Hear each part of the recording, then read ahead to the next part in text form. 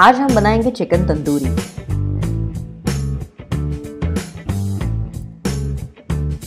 सबसे पहले बॉल में चिकन लेग पीसेस लीजिए। अब उसके अंदर नींबू का जूस डालें, नमक स्वाद अनुसार डालें,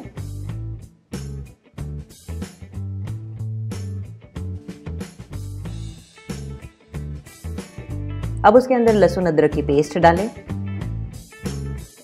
तंदूरी मसाला डालें, लाल मिर्च पाउडर डालें, हल्दी पाउडर डालें, अब उसमें थोड़ा सा दही डालें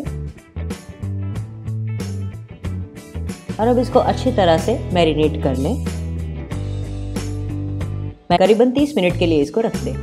ग्रिल पैन में थोड़ा सा बटर लें और इसको अच्छी तरह से ग्रीस कर लें। अब चिकन लेग पीस को ग्रिल के अंदर रखें।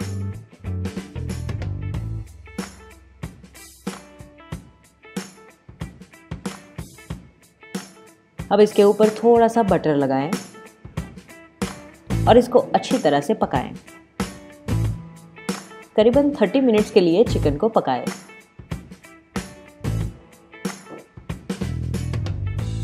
The mouth-watering chicken tandoori is ready to serve in your plates.